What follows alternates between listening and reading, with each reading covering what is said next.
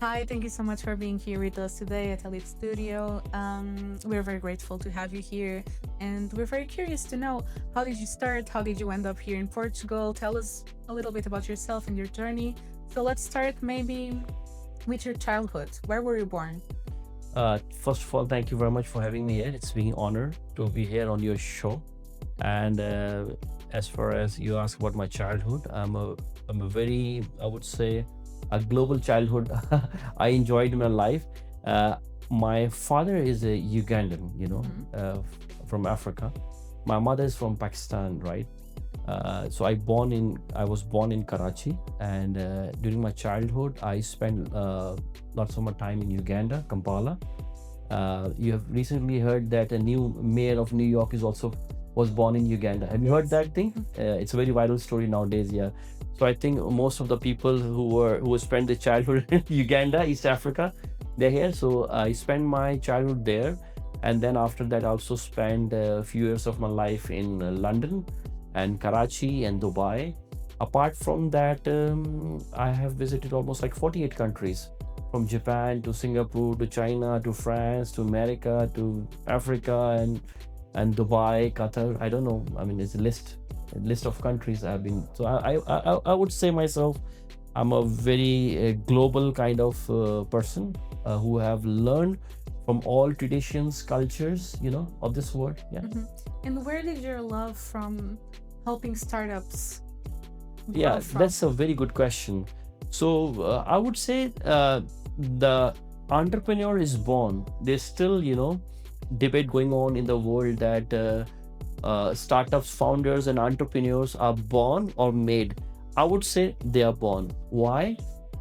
Because since my childhood, I was always curious, to do something good. I still remember that I used to have some stories, all the skit stories, small stories, yeah.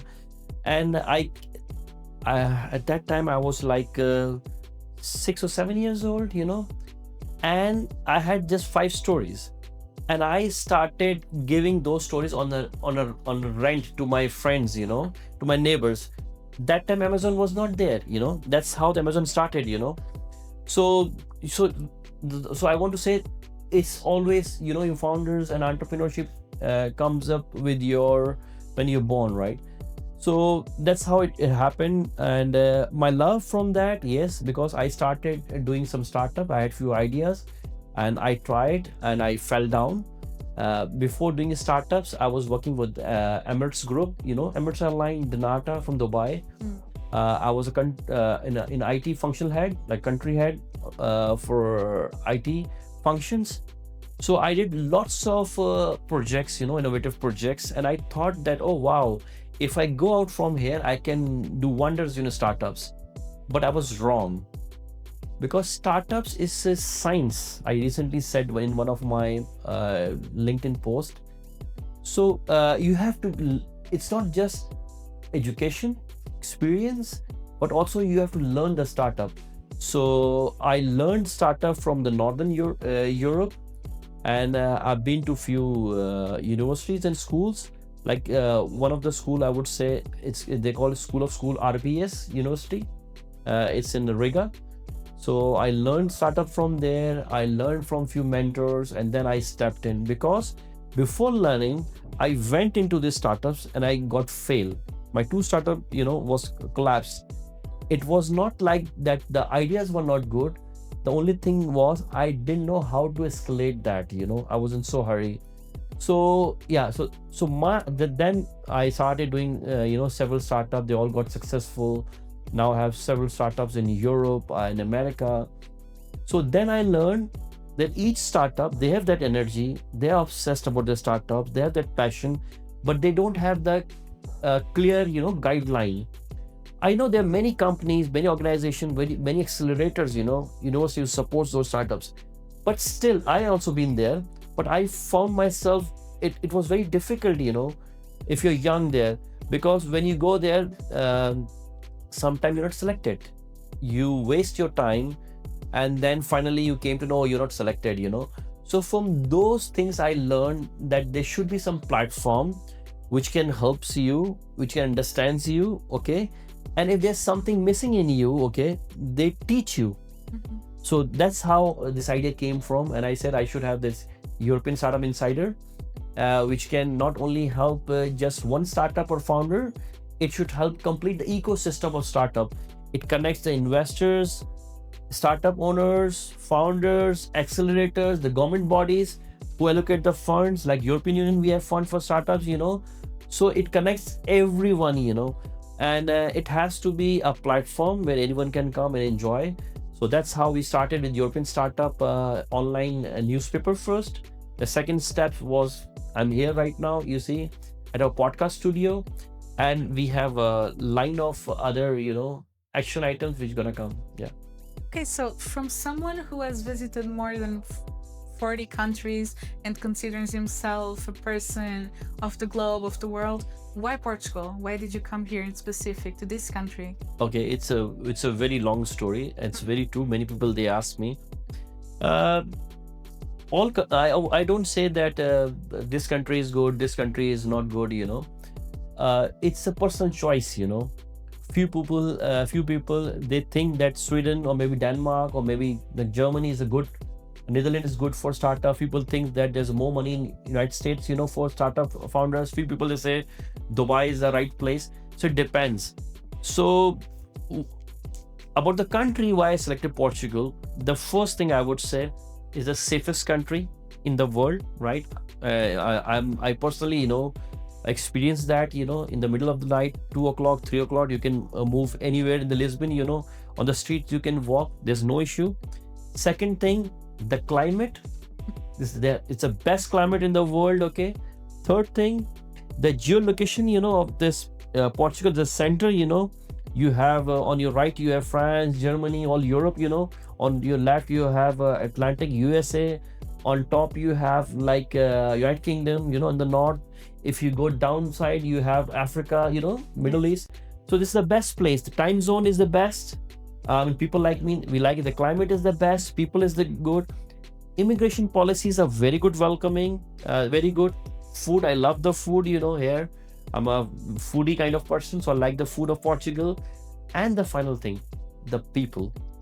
I can say anywhere, Portuguese people are the best people, very nice people, very supportive people. They support you, they respect you. What else you want? These are my criteria. I don't know about others. I think that's the best answer I can give about the Portugal. Yeah. Yeah, I'm very biased as well because I'm Portuguese and I Yeah. agree with everything you're saying. I also think Portugal is a great country and we Yeah. are great people. Yeah. But okay, so you came to Portugal for personal reasons and you found yourself enjoying Portugal a lot and you came with your family and you decided to have a life here. Do you plan to go somewhere else?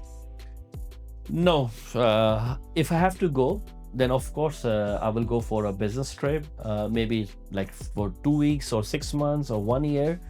But this is my permanent, location. So far, everything is good to me. Everything is happening favorable to me.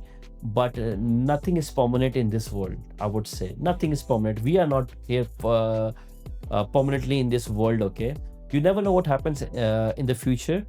But you can see that I have chosen Portugal out of those 40 countries. Then there is some reasons, that's why I'm here. So far I don't want to move anywhere.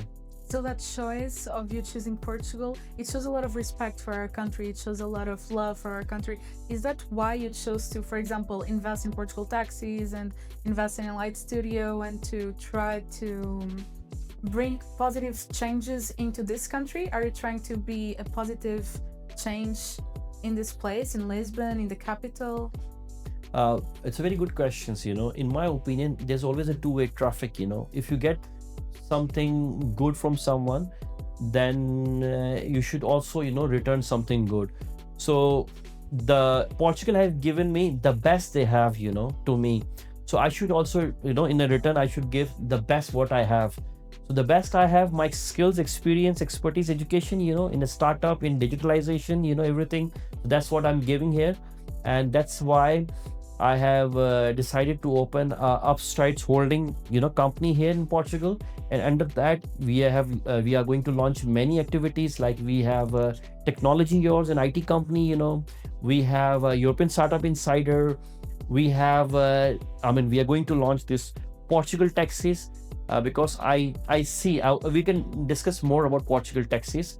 Um, I said it's the safest country, but there's always room for improvement. So I still feel that we have lots of company, operating here for TVD, TVD companies, taxi companies here. But I think we should have some personalized premier kind of premium services. For instance, if you want to feel safe, and you want to ride in a taxi, in a like a 3 a.m. in the early in the morning or midnight on a daytime, so I would say Portugal taxi would be the choice, because our recruitment for the vehicles, for the operators, drivers, is the main criteria for us. And we want to make sure that all of our drivers, they know the Portugal very well, yeah, and they can speak English and Portuguese, of course, very well, and yeah, and then all the criterias to to verify the background checks and everything, the licensing, everything is done. So that thing, I think we still had that gap in this transportation private taxis industry. So that's why we are bringing this Portugal taxis, the IT companies, and lots of more companies are coming. It's in plan. So we have a long list of investment through our ideas, with our technology, with the funding. We have lots of things for Portugal. Yeah. Yeah, I think even though we like this country and we cannot be super optimistic in a way that we ignore some problems that we still have, and I don't want to call it problems, but some places where it can improve. For example, the TVDs, you were talking about those. Yeah, speaking Portuguese is very important, and we don't see this nowadays. Speaking Portuguese and English is very good. And when we're talking about safety, it's not only like we're gonna not be safe if you order an Uber and a Bolt, but it's different. If we have a private service, if you have a private service that we can trust in, we know the driver is going to be a certain way. We know the driver is going to be responsible. He's not going to be on his phone. He's not going to be sleepy because he gets the amount of sleep he's supposed to. He gets a contract. He works 8 hours a day. So those kind of securities, those kind of grants we have are what build the respect and are what build the trust in a service. So I think Portugal taxis is a very interesting idea as well. Yes. Yeah, you were right. I don't, I don't want to call other taxi companies' name. I appreciate everyone, whatever they've been doing. I know, being a serial startup entrepreneur, it's not easy to to make any company or startup. They've been doing a great things. We are trying to do much more, like a cherry on top. So we all learn from each others. So there's always a gap of improvement, room of improvement. Yeah. So what I feel personally, the driver should be more neat and clean. The car should be, there's no smell in the car, when you go there. That I have personally observed, when I took a TV day, I was sitting and the guy was talking in some other language, not Portuguese, not English, So I don't feel safe, in the middle of the night. I don't know where he's talking, So you have to also educate those drivers, to how to behave, how to talk, how to welcome, how to keep their, the vehicle neat and clean, how to give that confidence. Confidence not only given with your words, with your acts. I think you can also give confidence. So that was the gap, and we thought to bring in Portugal taxis, and that's why it is here. Okay, thank you so much. It was really nice to have you here. It was a really nice conversation. Thank you so much. Thank you so much having me here. Thank you.